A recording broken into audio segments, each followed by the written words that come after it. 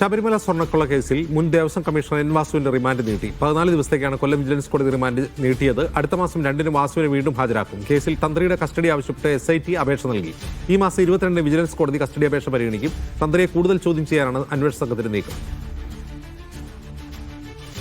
Lijo Rollins വിവരണവുമായി ചേരുന്നു. ലിജോ, ഈ സ്വർണ്ണക്കൊള്ള കേസിൽ വാസുവിന്റെ റിമാൻഡ് നീട്ടാൻ കാരണമായത് എന്താണ്? SIT എന്താണ് വാദിച്ചത്? അജിംസെ, ഈ റിമാൻഡ് കാലാവധി നീട്ടുന്നതിന്റെ ഭാഗമായി കഴിഞ്ഞ തവണ 14 ദിവസത്തേക്ക് നീട്ടിയ കാലാവധി ഇന്ന് അവസാനിച്ചിരുന്നു. ഇതിനെ തുടർന്നാണ് കൊല്ലം വിജിലൻസ് കോടതിയിൽ ശബരിമലയുമായി സ്വർണ്ണക്കൊള്ളയുമായി ബന്ധപ്പെട്ട് ദേവസ്വം ബോർഡ് മുൻ കമ്മീഷണറും ദേവസ്വം ബോർഡ് പ്രസിഡന്റുമായിരുന്ന എൻ വാസുവിനെ ഹാജരാക്കിയത്.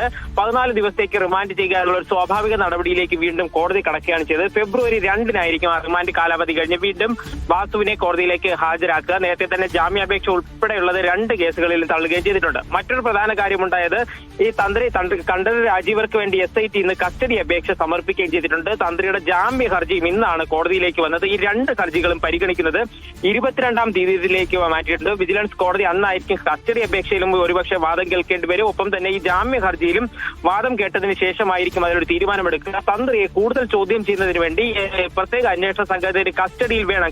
ചില കാര്യങ്ങളിൽ വ്യക്തത വരുത്താനുണ്ട്. ചില മൊഴികളിൽ മറ്റു പല ആളുകൾ നൽകിയിരിക്കുന്ന മൊഴികളെല്ലാം തന്ത്രിക്കെതിരാണ്. അക്കാര്യങ്ങളിലൊക്കെ ഒരു വ്യക്തത വരുത്തണമെന്നുള്ള ഒരു കാര്യമാണ് കോടതിയിൽ ആവശ്യപ്പെട്ടത്. അതുകൊണ്ട് തന്നെയാണ് വിശദമായ ഒരു വാദം കേട്ടതിന് ശേഷം അക്കാര്യത്തിൽ തീരുമാനമെടുക്കാമെന്ന് പറഞ്ഞുകൊണ്ട് 22-ാം തീയതിയിലേക്ക് കേസ് മാറ്റിവെച്ചിരിക്കുന്നത്. അജിം, ശരി ലിജോ.